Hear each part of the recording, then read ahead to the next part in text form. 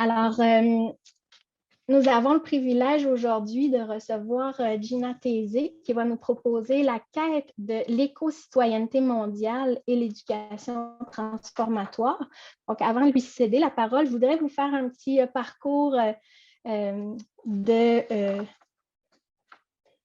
toutes les réalisations, pas toutes, quelques-unes de ces réalisations. Donc, Gina Tézé est professeure au département de didactique à l'Université du Québec à Montréal. Elle est co-titulaire de la chaire UNESCO en démocratie, citoyenneté mondiale et éducation transformatoire qui nous reçoit aujourd'hui dans son symposium. Depuis plusieurs années, elle collabore aux travaux et activités de l'équipe spéciale internationale sur les enseignants de l'UNESCO.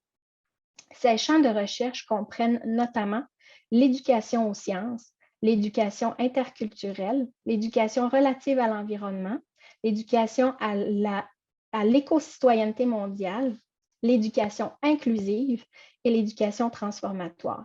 Spécialiste de la formation des enseignants du secondaire, elle adopte une posture sociocritique de l'enseignement et y intègre les 3 disciplines socles de l'enseignement que sont la pédagogie critique, l'épistémologie critique et la didactique critique. Elle a à son actif de nombreuses publications scientifiques et professionnelles dans ces domaines. Elle fut directrice du programme de baccalauréat en enseignement secondaire de l'UQAM et fut pendant 6 années membre du comité d'agrément des programmes de formation de l'enseignement relevant du ministère de l'Éducation du Québec. Avant d'entreprendre sa carrière académique durant plusieurs années, elle fut enseignante des sciences de la nature dans 2 écoles secondaires et enseignante ressources en sciences de la nature dans une école primaire à la Commission scolaire de Montréal. En 2006, elle fut honorée dans le cadre du mois de l'histoire des Noirs de la ville de Montréal. Et j'ajouterais personnellement qu'elle est une femme charismatique, inspirante et tellement authentique. Alors, Gina, la parole est à toi. Merci infiniment, chère Julie. Sans plus tarder, je vais partager l'écran.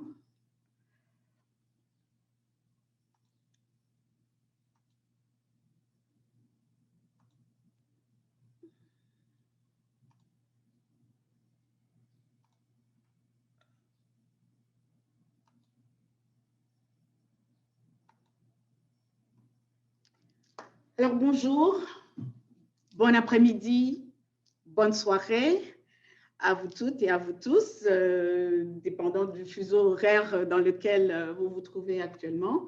Alors, merci encore, Julie, pour cette belle introduction et pour la belle présentation également, les bons mots. Alors, voilà, je commence d'emblée. Le titre a légèrement changé depuis, alors je vous présente le nouveau titre. Educere, éducation transformatoire et émancipatoire à la démocratie et à l'éco-citoyenneté mondiale.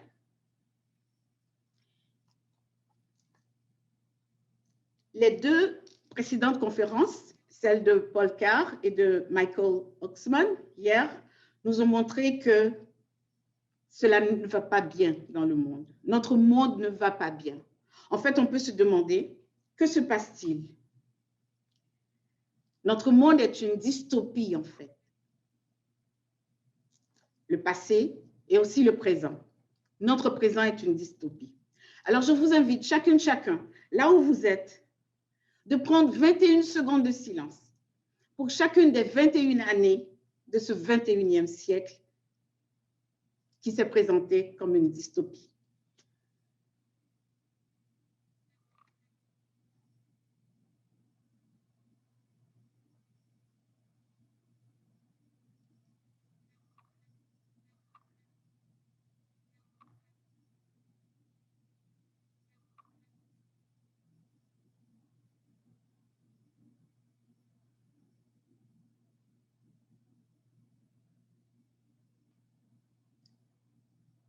Et voilà, je vais commencer ma présentation maintenant. J'ai voulu rendre hommage à toutes ces personnes disparues, blessées, souffrant encore et encore dans le monde.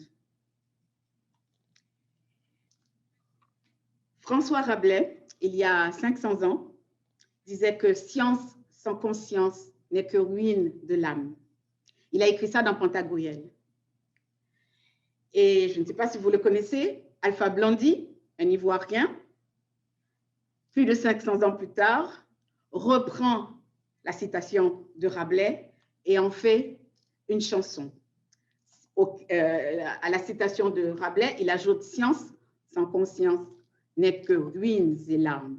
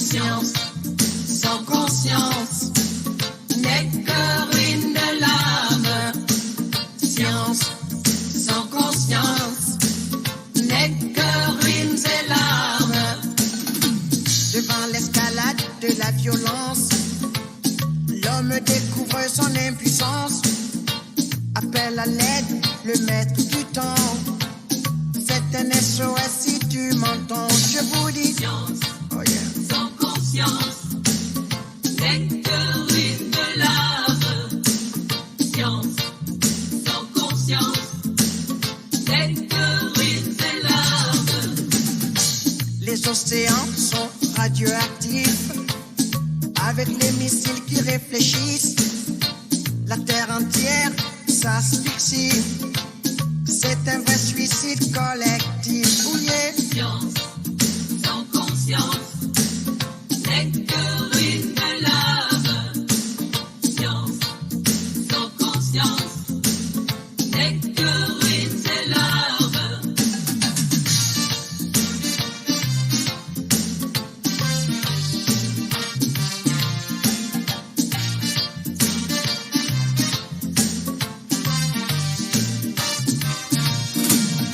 Je ne m'y connais pas en balistique et je me méfie de cette politique. Armes chimiques ou bactériologiques défie toutes les lois de la logique. Je vous dis science sans conscience n'est que ruine de l'âme. Science sans conscience n'est que ruine de l'âme.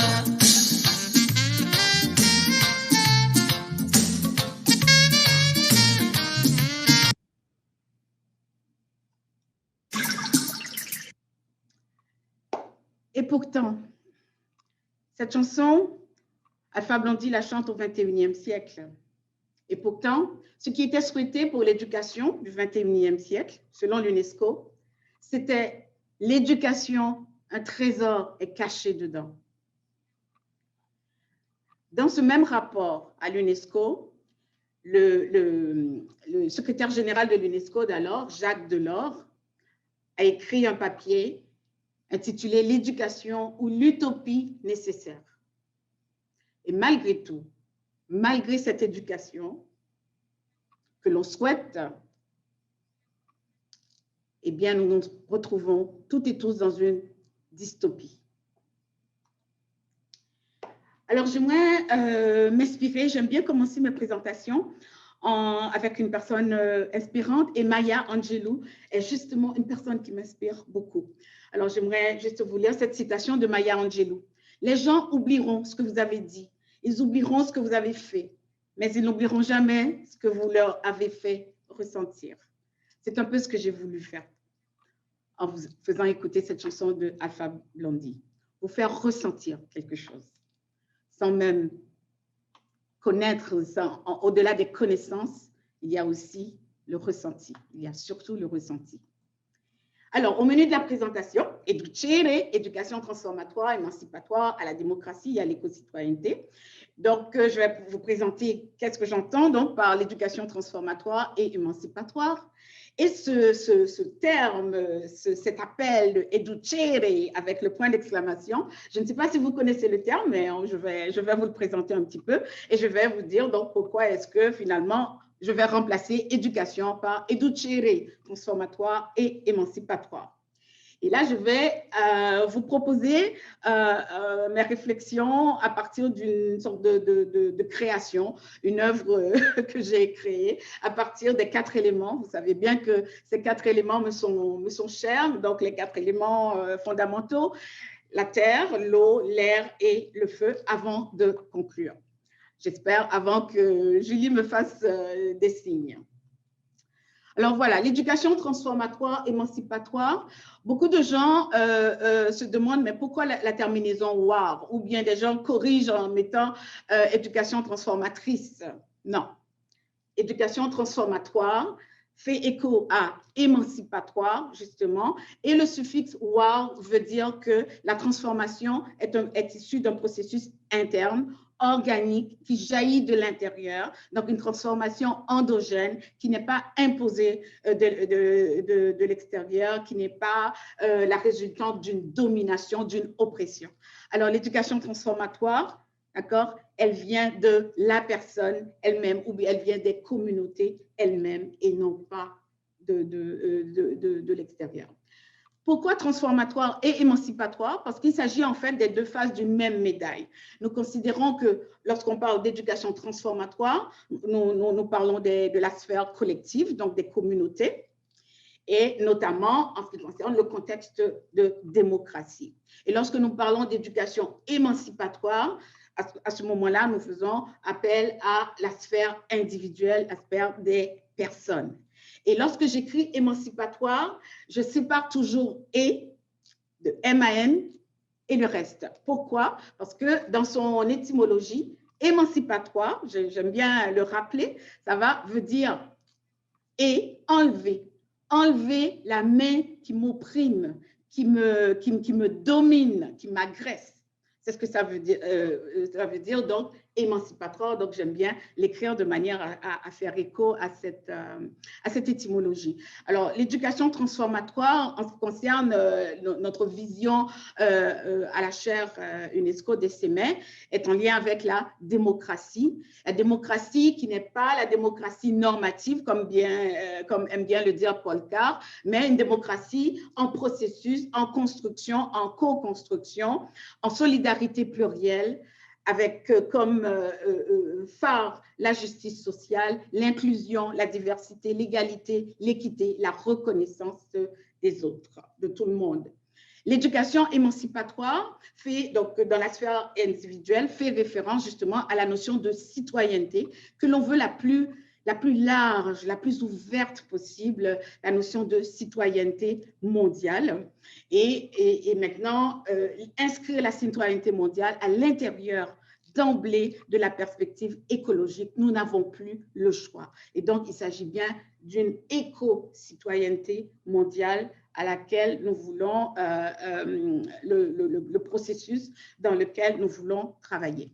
J'aimerais faire remarquer que lorsqu'on parle de citoyenneté mondiale ou d'éco-citoyenneté mondiale, nous ne parlons absolument pas de mondialisation. Hein. Les gens aiment bien faire le lien entre « Ah oui, vous parlez de la mondiale ». Non. Lorsqu'on parle d'éducation, la citoyenneté mondiale fait référence à la notion de mondialité.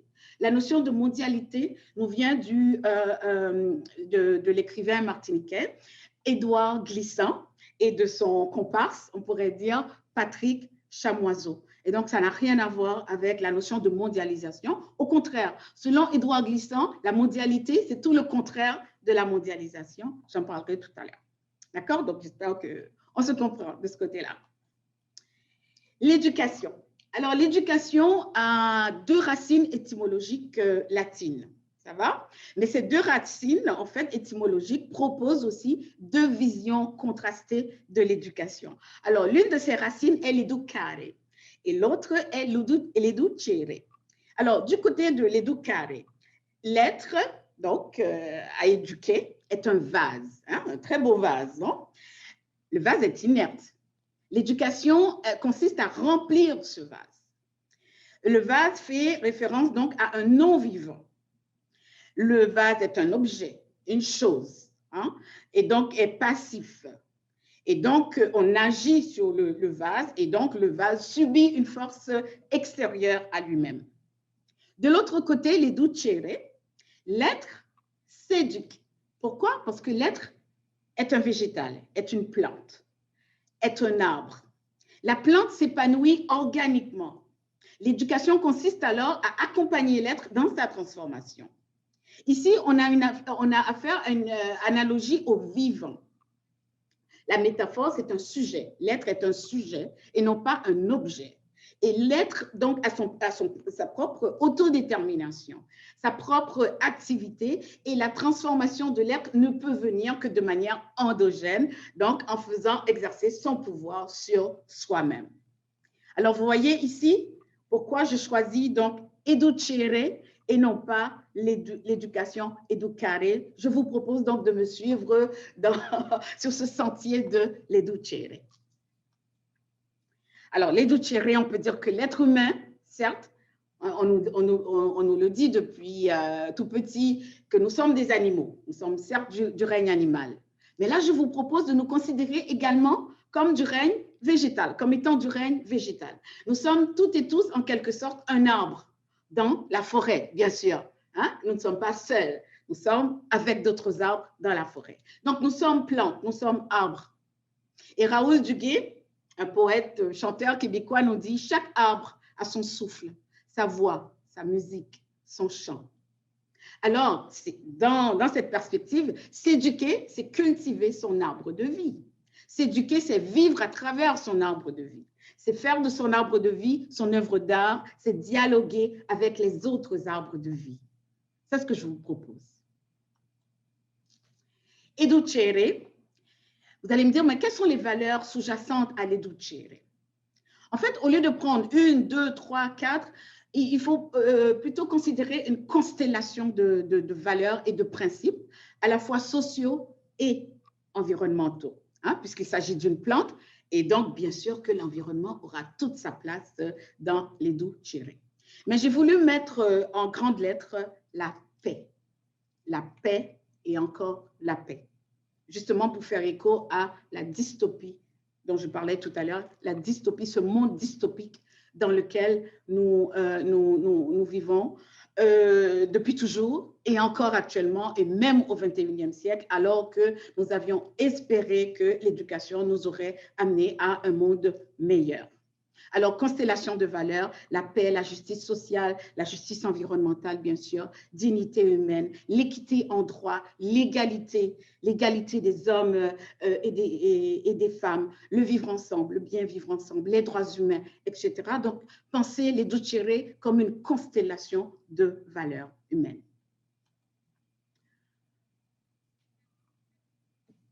Compte tenu du constat qu'on fait de cette dystopie dans laquelle nous vivons, je pense qu'on peut penser à un changement de paradigme éducatif. Il nous faut un changement de paradigme éducatif.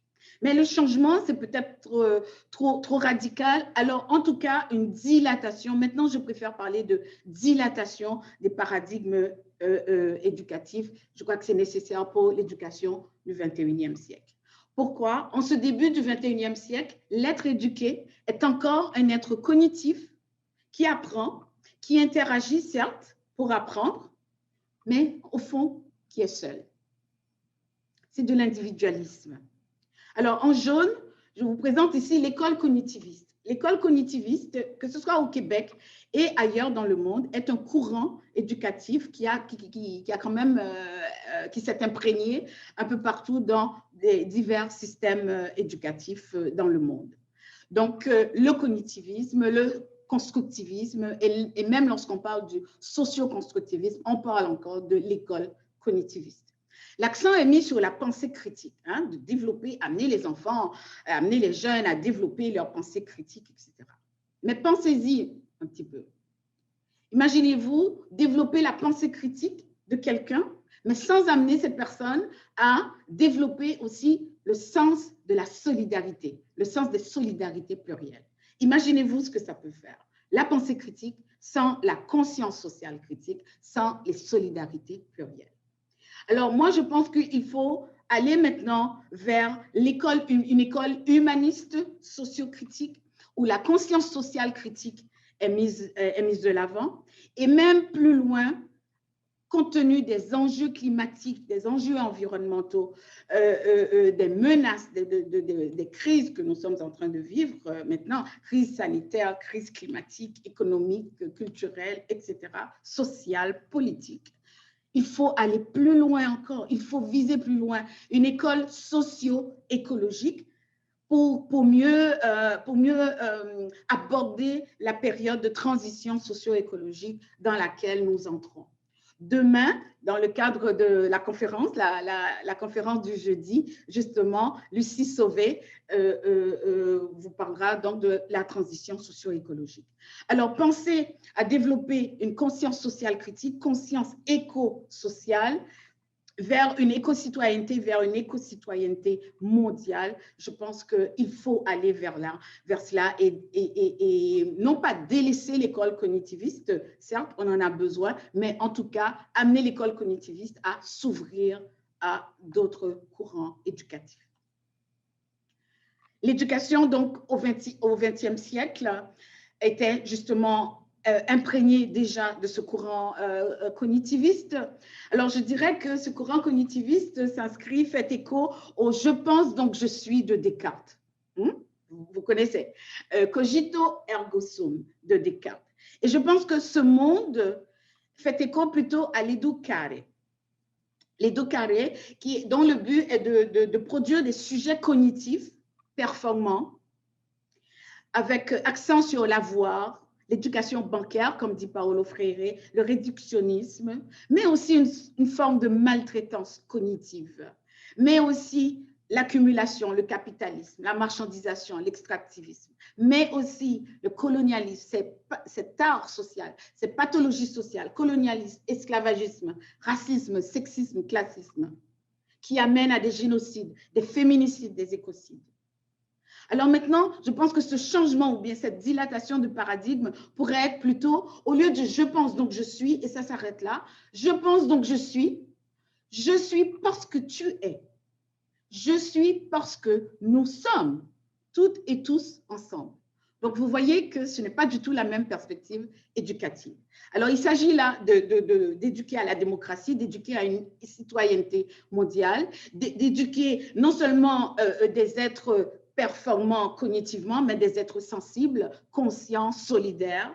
L'être, viser l'être, le devenir, le savoir vivre ensemble, la bienveillance, la pensée globale, la pensée complexe, aborder les certitudes, le refus de la marchandisation de la nature.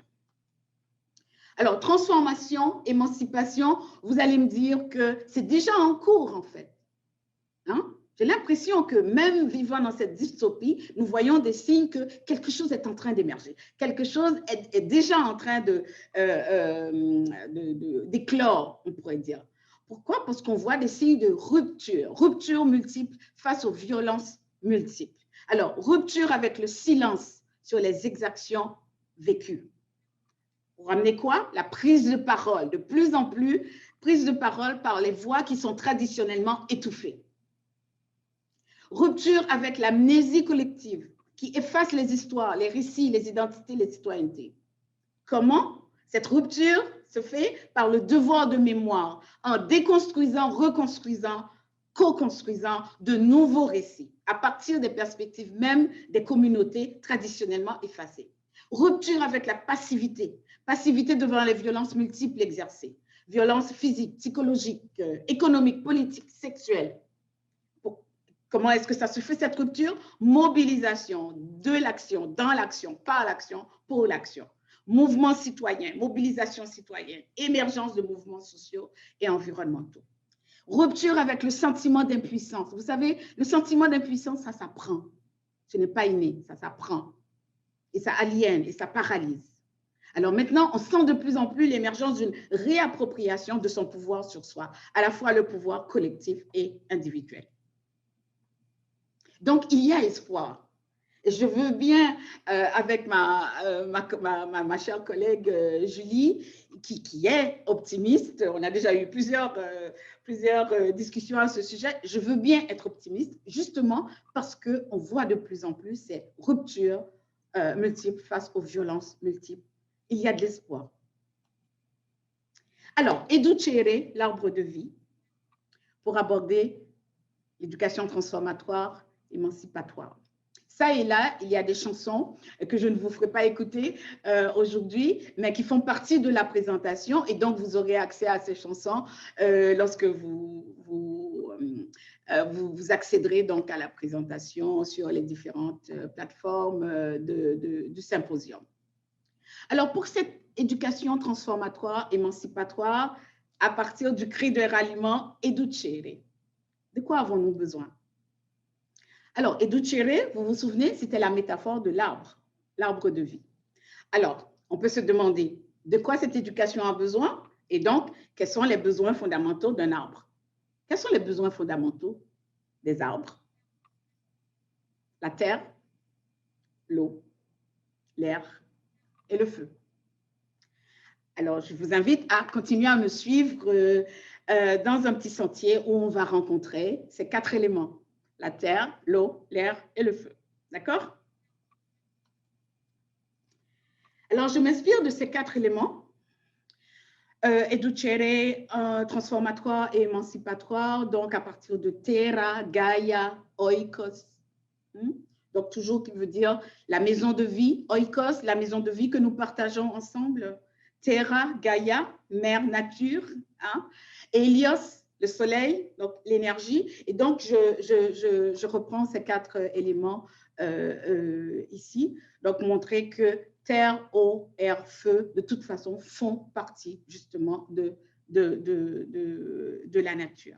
Et ici, il s'agit donc d'une représentation par Pachamama, justement, de ces 4 éléments fondamentaux.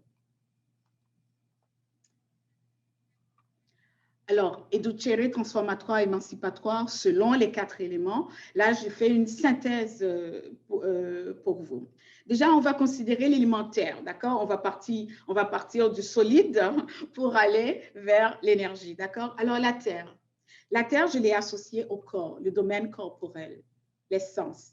Et on sait que le corps est tabou en éducation. Or, le corps est le temple de l'être. Et donc, évacuer le corps de l'éducation, c'est évacuer finalement, c'est se désintéresser du temple de l'être. Alors, la terre, ici, matière solide, solidité, c'est le socle de l'être. C'est là où l'être, en fait, s'enracine. C'est là où l'être aussi trouve sa matière nutritive. Donc, c'est la matrice nourricière. La terre, ici, représente la dimension politique de l'Educere, dimension politique.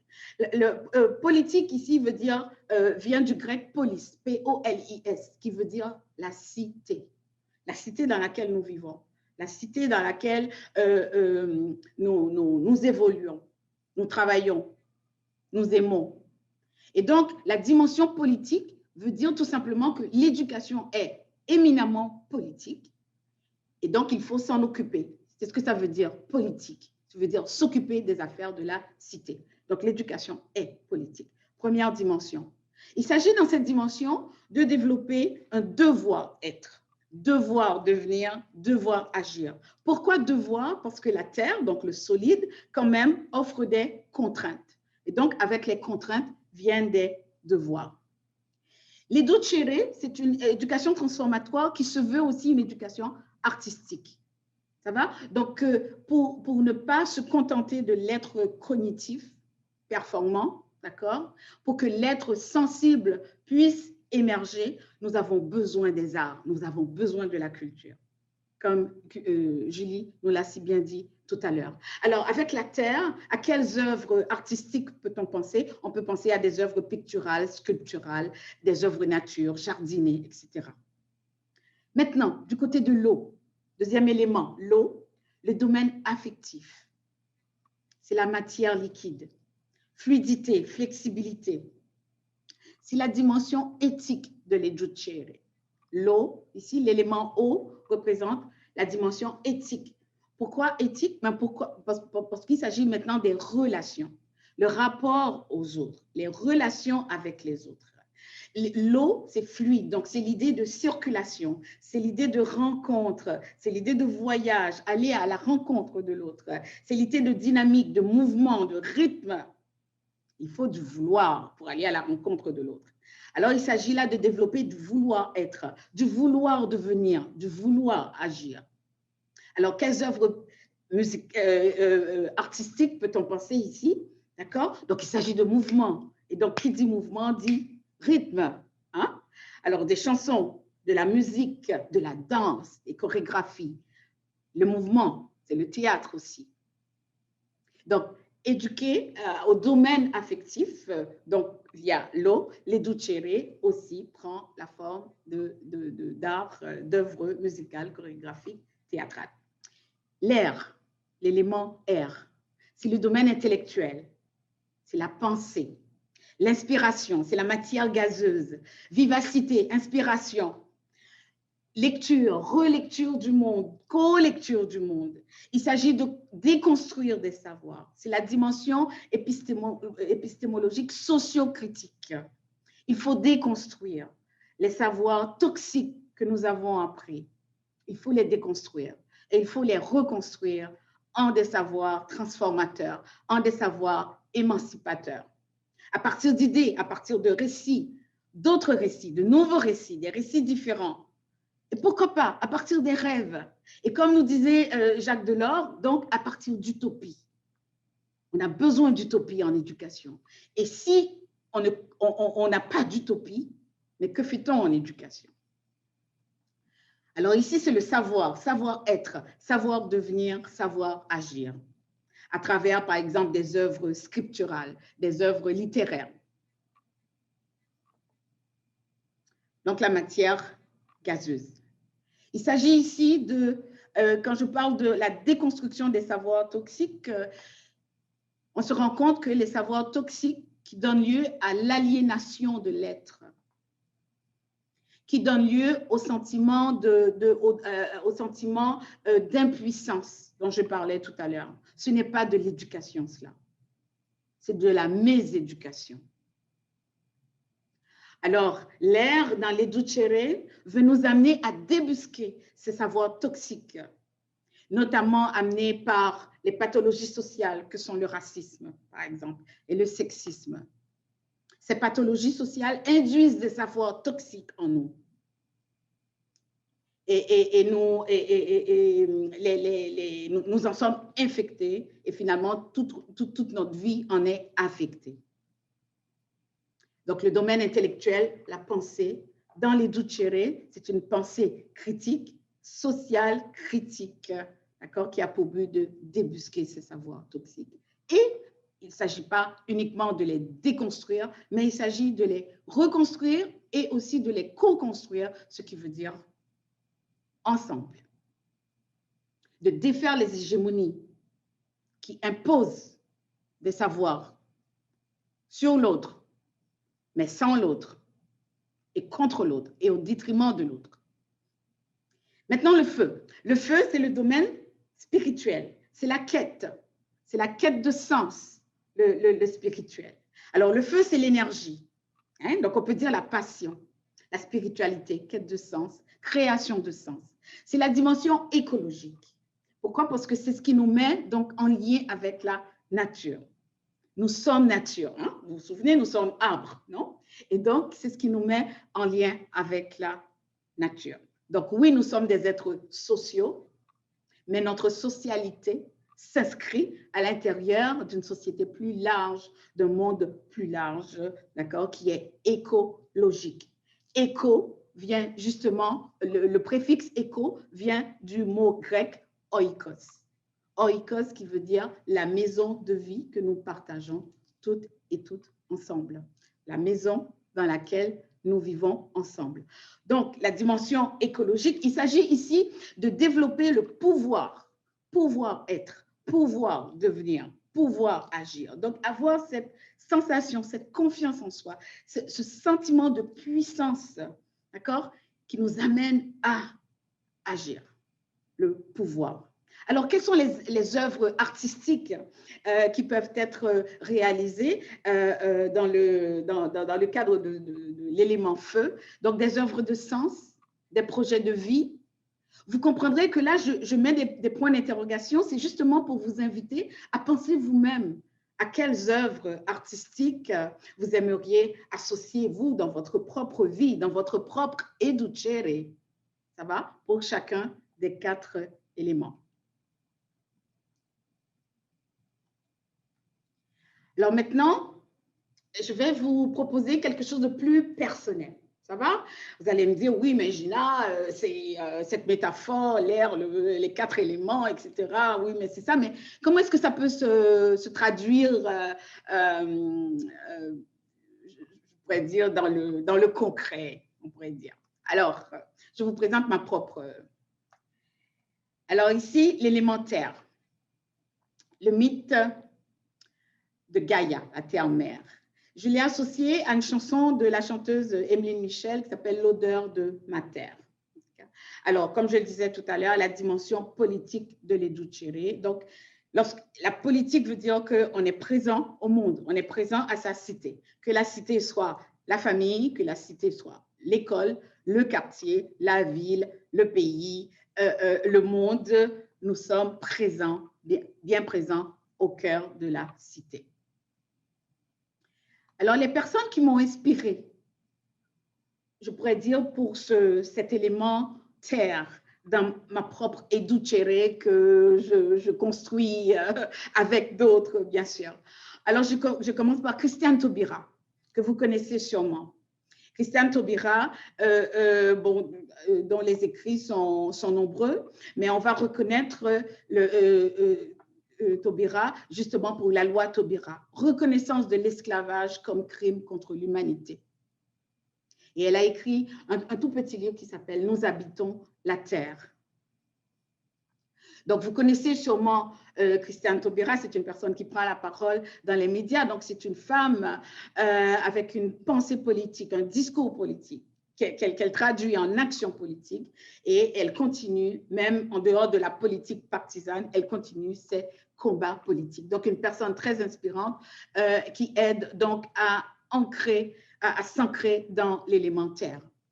Et vous connaissez sûrement Frantz Fanon. Frantz Fanon, avec son livre « Les damnés de la terre », avec l'autre livre « Peau noire, masque blanc », nous amène donc à réfléchir à notre manière justement d'être au monde, de nous ancrer justement dans la terre, de la façon aussi de réfléchir donc aux violences subies, notamment les violences dues au colonialisme. Et beaucoup de luttes contre l'aliénation, justement, s'appuient sur la pensée de Frantz Fanon. La terre, Angela Davis, que vous connaissez aussi sûrement, le mouvement de libération des Noirs, l'importance de prendre ensemble les violences subies dans l'intersectionnalité de la race, du sexe et de la classe, femmes, race et classe. Féminisme noir, combat pour les droits civiques des Afro-États-Uniens et États-Uniennes, etc. Aimé Césaire, encore donc la terre, la négritude, il va nous parler de négritude. Son discours sur le colonialisme, qui a pu démanteler comme ça, déconstruire aussi le colonialisme pour mieux comprendre les replis du colonialisme. Dans son cahier d'un retour au pays natal, justement. Donc là, je vous ai mis quelques extraits des citations et des écrits de ces personnes-là. Je ne vais pas vous les lire, mais vous aurez, j'espère, l'occasion d'y aller vous-même pour en prendre connaissance et puis voir aussi les liens que je fais. Terre aussi, Vandana Shiva, une physicienne indienne qui se bat contre Monsanto, contre Coca-Cola, contre Bill Gates, ça va, pour la préservation de la terre, la préservation des germes de la terre. Elle va parler d'écoféminisme aussi. Elle associe la nature à la femme. Et donc, si on veut protéger la nature, d'accord, il faut protéger la femme. Si on veut protéger la nature, il faut que les femmes prennent leur place. Il faut que les femmes parlent et se disent et dénoncent le machisme qui est à l'origine des dynamiques extractivistes, qui est à l'origine des dynamiques de l'empirisme aussi. James Baldwin, que vous connaissez aussi sûrement, une personne qu'il faut lire, d'accord? Citoyen du monde, et il nous ouvre les yeux par ses écrits. Être noir dans un pays de blancs, qu'est-ce que c'est? Hein? Comment le corps, encore une fois, c'est la terre, et donc c'est notre corps, comment est-ce que le corps se sent lorsqu'il est perçu dans un contexte qui est autre, en tant que minorité, par exemple, ou toute minorité. L'eau. L'eau, c'est la dimension éthique. J'ai choisi la chanson The River de Geoffrey Oryema pour symboliser cette eau. Alors, qui m'inspire? Rigoberta Menchú. Vous avez sûrement entendu parler d'elle aussi il y a plusieurs années. Maya Quiché, des peuples Maya Quiché du Guatemala, activiste féministe pour la paix. Elle a reçu le prix Nobel de la paix en 1992. Témoin d'exactions, de violences faites dans le cadre d'un mouvement de révolution, et pourtant, elle garde le cap sur la paix. Elle a participé à la Déclaration des droits des peuples autochtones de l'ONU. Ricardo Petrella, justement, c'est l'ambassadeur de l'eau. Hein? Ricardo Petrella écrit le manifeste de l'eau pour le 21e siècle. Pour Petrella, l'éducation est piégée. Lorsque l'éducation se laisse devenir marchande, utilitariste, compétitive, asservie, méritocratique, elle est piégée. Et donc, il nous invite à lever ces pièges de l'éducation. Gisèle Halimi, elle est décédée tout récemment. Alors, tunisienne, française, qui a lutté toute sa vie pour la cause des femmes, pour le droit des femmes. On a dit d'elle que c'était une avocate irrévérencieuse, irrespectueuse, mais il fallait bien cela pour gagner les causes qu'elle a pu gagner, pour mener les combats qu'elle a dû mener. Il fallait cette irrévérence. Édouard Glissant et Patrick Chamoiseau, je vous en parlais tout à l'heure. Mondialité, la notion de relation. Pour Édouard Glissant, tout est relation, la poétique de la relation. Et c'est pourquoi, lorsqu'on parle d'éducation mondiale, lorsque je parle de citoyenneté mondiale ou d'éco-citoyenneté mondiale, je fais référence non à la mondialisation, mais à la mondialité d'Édouard Glissant. Donc, c'est quelqu'un, et avec Patrick Chamoiseau, je vous invite aussi à aller découvrir ces personnes. Toni Morrison, prix Nobel de littérature en 1993. Hein. Elle nous invite donc à découvrir des portraits de l'expérience afro-états-unienne à travers ses romans. Ces romans sont durs et pourtant, ce sont des expériences vécues par des afro-états-uniennes, afro-états-uniens. Gouverneur de la Rosée, de Jacques Roumain. Jacques Roumain, un écrivain haïtien, compatriote. Alors, il s'agit encore de l'eau. La rosée, c'est l'eau perdue, c'est l'eau retrouvée, c'est le retrait de l'eau, c'est l'assèchement de la terre, c'est la désolation dans la communauté. Et c'est l'amour qui va permettre de retrouver l'eau. Vous voyez? Donc, on peut dire que Jacques Roumain, déjà à son époque, il faisait œuvre écologique, déjà, avec son roman Gouverneur de la Rosée. L'élément R, la dimension éthique de l'Educere. On revient à Alpha Blondy. Science sans conscience n'est que ruine de l'âme. Science sans conscience n'est que ruines et larmes. Alors ici, Françoise Vergès, militante féministe décoloniale, décolonisation des savoirs, décolonisation des esprits. Elle nous amène à désapprendre les savoirs toxiques. Elle va parler d'une théorie féministe de la violence. Il faut bien que la violence, maintenant, s'inscrive dans une théorie féministe pour mieux la comprendre à partir de des perspectives multiples, des perspectives féministes. Boaventura de Sousa Santos, l'épistémologie du Sud, il nous invite Il nous invite à dénoncer, à refuser l'hégémonie l'hégémonie du Nord, l'hégémonie épistémologique du Nord dans les savoirs. Il nous invite à apprendre du Sud. Il nous invite à poser un regard sur l'épistémologie eurocentrique, hégémonique et à dénoncer les injustices cognitives, ce qu'ils appellent l'injustice cognitive. Et donc, il nous invite à un certain activisme plutôt académique, ça va, pour mieux faire valoir des épistémologies du Sud, des épistémologies des Suds. Bell Hooks.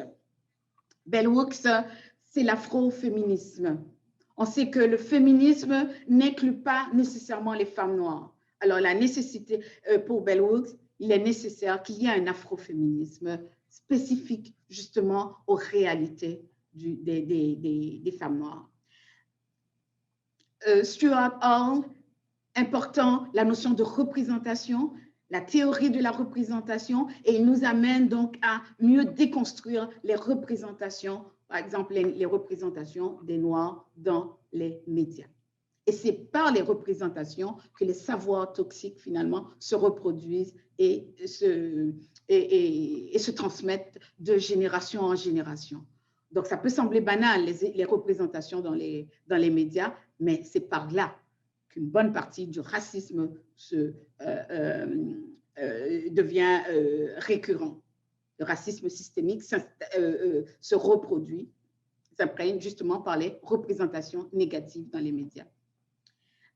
La pédagogie critique, avec ma collègue Shirley Steinberg, qui va, elle, s'intéresser aux jeunes, hein, à la pédagogie critique à partir des jeunes, faire valoir les cultures, justement, les productions artistiques des jeunes et voir de l'empowerment dans les cultures des jeunes. Et notre regretté Joe Kinchlow, pédagogie et épistémologie critique, Joe nous invite à résister à l'hyper-rationalisation des pouvoirs dominants. Cette hyper-rationalisation, pour lui, nous dessèche le cœur, nous empêche d'aller dans la justice sociale. Parce que la pédagogie, pour Joe Kinchlow, a pour but de diminuer la souffrance humaine. Or, l'hyper-rationalisation nous amène justement à augmenter la souffrance humaine.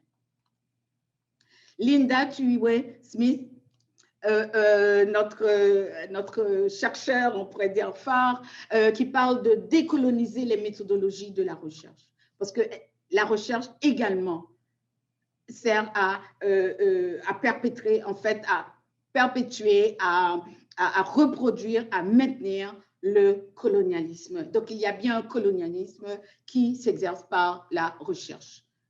Linda Tuhiwai-Smith nous invite à être vigilants. Edgar Morin, qui nous invite à penser non plus dans le réductionnisme, mais de penser la globalité, de penser dans la complexité des situations humaines.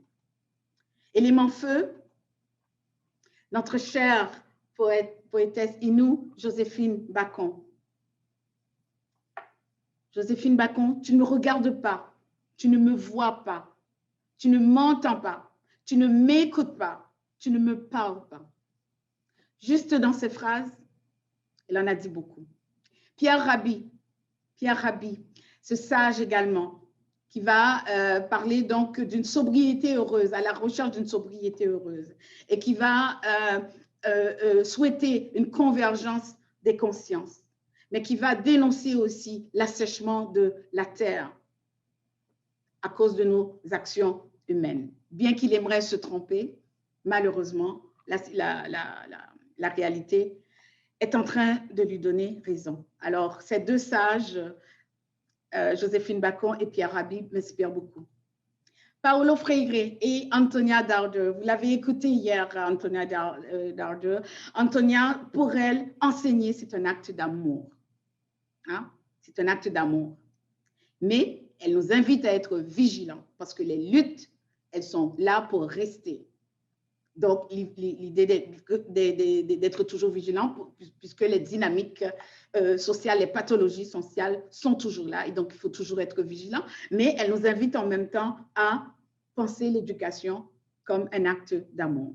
Et enfin, Paulo Freire, qui est en fait l'inspiration du grand champ de la pédagogie critique. Paulo Freire qui va nous parler de dénoncer l'éducation bancaire dans laquelle nous nous trouvons encore et qui va parler de pédagogie de la libération, pédagogie de la conscientisation. Audre Lorde et Martin Luther King, je les ai mis ensemble. L'un nous dit qu'il faut la paix comme énergie de transformation. La paix, d'accord, qui est sous-jacente, qui est concomitante à la justice. Et Audre Lorde nous dit non, la colère comme énergie de transformation. Et pour Audre Lorde, les femmes ont un devoir de colère. Et je ressens cette colère, moi, en tant que femme.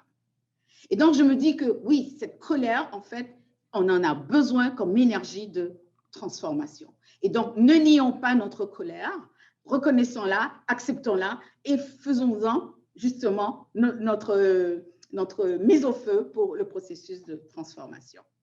La colère, elle est bonne conseillère, surtout pour nous les femmes.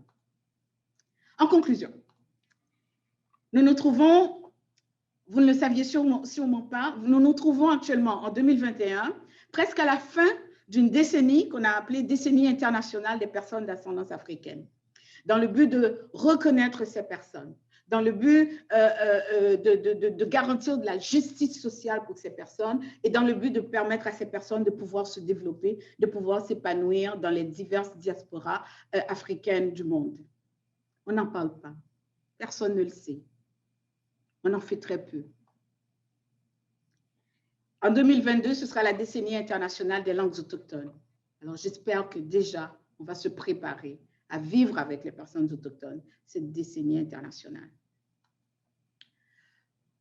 L'agenda de l'éducation 2030 est proposé par l'UNESCO avec l'objectif d'assurer l'accès de toutes et de tous à une éducation de qualité sur un pied d'égalité et à promouvoir les possibilités d'apprentissage tout au long de la vie.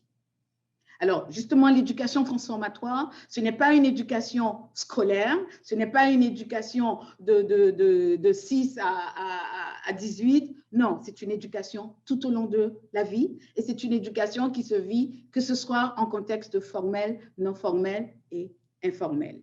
Et l'on voit avec les mouvements sociaux comment les contextes non formels, en fait, sont des vecteurs d'éducation incroyable. Et donc, l'éducation formelle, l'école, l'université, le collège, etc., il aurait intérêt justement à prendre des leçons, justement, auprès des contextes non formels d'éducation. Les organismes communautaires, par exemple, communautaires en environnement, sociaux, etc. Ce sont des mines des formations, ce sont en fait des agents d'éducation transformatoire. Les organismes communautaires. Alors, l'éducation formelle a intérêt à s'en inspirer. Je suis comme Gramsci, je suis pessimiste par l'esprit, je demeure optimiste par le cœur. Et je pense qu'avec des exemples tels que ces jeunes arbres inspirants, on a Greta Thunberg, dont vous avez sûrement entendu parler, Natacha Canapé-Fontaine, cette poétesse inoue que j'adore. Regardez le titre de l'un de ses recueils. Natacha Canapé-Fontaine nous dit « N'entre pas dans mon âme avec tes chaussures. N'entre pas dans mon âme avec tes chaussures. » Et ça pourrait être la première phrase d'une éducation émancipatoire. N'entre pas dans mon âme avec tes chaussures. Et aussi, nous avons vu tout récemment Amanda Gorman, cette poétesse qui nous avait fait vivre des moments si touchants il y a quelques semaines et qu'on a découvertes en fait à ce moment-là. Il y a de l'espoir. Et aussi en Amérique du Sud, notamment au Chili, Byron Rojas Marijuán, d'accord, donc qui fait partie de cette jeunesse chilienne, d'accord, qui prennent le devant pour dénoncer les exactions, pour réclamer une meilleure éducation, pour réclamer la justice sociale. Il y a donc de l'espoir. Et j'aimerais terminer avec deux éveilleurs, d'accord, qui sont très près de moi, de mon cœur. Je parle des professeurs Njoki Wayne et George Day de l'Université de Toronto à Oisy. Je les vois comme deux éveilleurs de conscience. Et donc ici, je vous ai mis, bon, tout simplement 2 livres, mais vous pourrez aller découvrir donc ce que ces personnes proposent comme éducation transformatoire, éducation émancipatoire. Avec Njoki Wayne, justement, elle inclut justement dans son éducation émancipatoire la notion de spiritualité, justement. Et maintenant, mes bonnes fées. Mes bonnes fées. J'ai 2 bonnes fées de l'Educere, Nicole Carignan et Lucie Sauvé. Je les appelle des bonnes fées, tout simplement. Je pense que ça veut tout dire. Je n'irai pas plus loin. Alors, Nicole, professeure à l'UQAM en éducation interculturelle. Mais pour Nicole, l'interculturel, ça va au-delà de l'éducation. Nicole vit l'interculturel.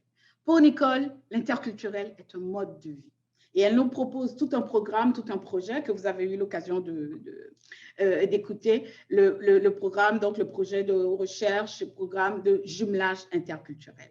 Donc, en ce sens, je pense qu'on va prendre le mot de Nicole, on va se considérer toutes et tous ensemble, nous, là, comme des jumeaux et des jumelles au sein de la chaire UNESCO des Semais au sein du monde. Et ma chère Lucie Sauvé, ma bonne fée. Alors, vous allez l'écouter demain, donc je ne veux pas parler pour elle, vous allez l'écouter demain dans sa conférence, demain matin. Elle nous amène, elle nous enjoint à transformer nos rapports à nous-mêmes, rapport à soi, rapport à l'autre, donc rapport à soi, nos identités, à transformer nos rapports à l'autre, nos altérités, à transformer nos rapports au monde, nos rapports à l'environnement. Et donc, ce modèle de Lucie Sauvé s'inscrit tout à fait dans l'éducation transformatoire, l'éducation émancipatoire. Je pense que pour enrober tout cela, je peux dire que l'éducation transformatoire, émancipatoire avec Educere, ça va? On peut s'inspirer de 2 philosophies des Suds, l'une qui vient de l'Amérique latine, et celle qui vient de l'Amérique latine et l'autre qui nous vient du sud de l'Afrique, des peuples bantous. Alors, le Buen Vivir et le Pachamama qui nous invitent à l'harmonie, l'équilibre, les solidarités, la complémentarité, la créativité. Et l'Ubuntu n'est pas quelque chose de technologique, d'accord? Ça, c'est une appropriation mal à propos, je pense. L'Ubuntu est une philosophie des peuples bantous d'Afrique du Sud. L'humanité, la réciprocité, l'interdépendance, la non-violence, la réconciliation. Nous avons besoin de cela en éducation. Alors, pour finir, un phare possible pour l'Educere transformatoire et émancipatoire qui réunit l'Ubuntu, le Buen Vivir, le Pachamama et l'humanisme occidental. Je suis parce que tu es. Je suis parce que nous sommes. Je suis parce que nous sommes toutes et tous ensemble. Je suis parce que nous sommes toutes et tous ensemble, enfants de Gaïa, partageant la maison de vie Oikos, en quête du bien vivre ensemble, en quête du bien vivre, dans un esprit de gratitude à Pachamama, dans un processus de combustion collective, transformatoire et émancipatoire. Je vous remercie. Merci à toi, Gina. Je m'étais vraiment pas trompée en disant que tu allais nous inspirer ce matin.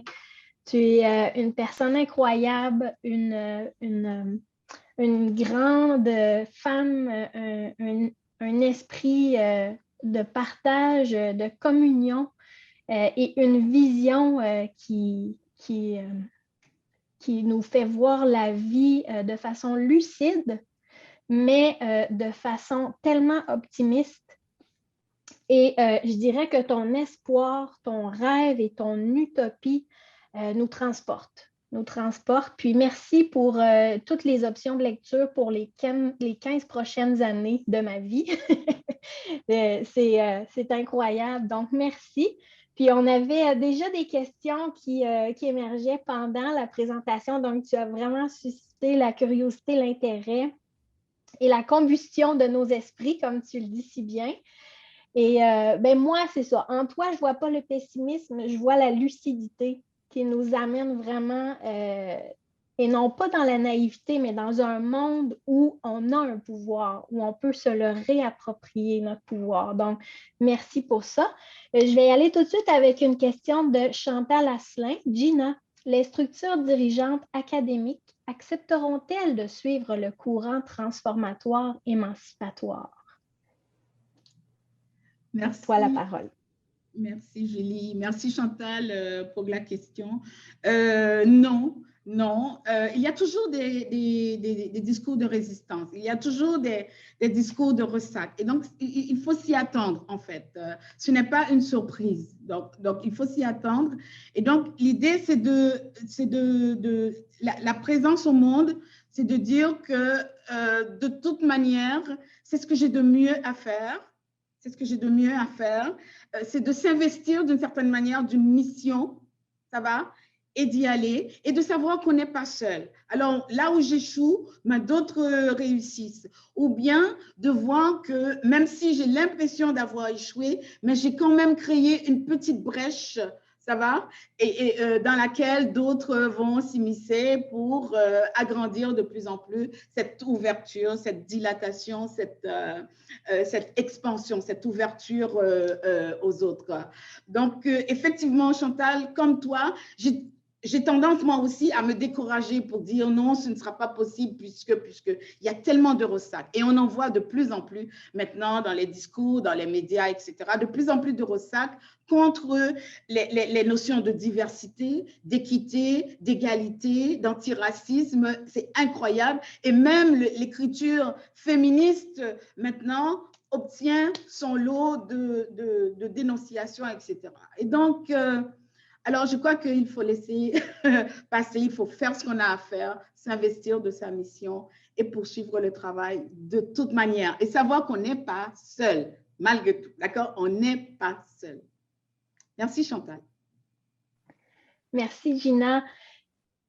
Une inspiration totale pour tout le monde. Donc, malheureusement, on ne pourra pas passer à d'autres questions quand c'est l'heure de la pause pour permettre à nos prochains conférenciers d'entrer dans leur salle pour 10h30. Mais par contre, je vous invite à 13h30, possibilité de discuter de tous ces beaux messages et de toute l'inspiration que tu nous as donnée. On voit les messages là. C'est interminable, les remerciements, l'inspiration et oui, l'amour qu'on ressent en ce moment. Donc, merci Gina. Veux-tu nous donner un petit mot de la fin? Bon, je dirais merci à vous toutes et à vous tous d'être venus écouter ce partage de réflexion. Je suis très touchée. Et vous savez, cette notion d'amour radical dont je parlais tout à l'heure, de Paulo Freire et dont Antonia Darder s'est fait l'effigie maintenant, vous savez, ce n'est pas un vain mot. On a malheureusement le terme radical est devenu péjoratif, alors que radical veut dire tout simplement à la racine même. D'accord? Et donc, l'amour radical, c'est ce que je ressens, c'est ce que j'espère vous avoir aussi exprimé. Donc, amour radical veut dire que l'amour qui va à la racine même de notre être, au-delà de nos différences, au-delà de nos divergences.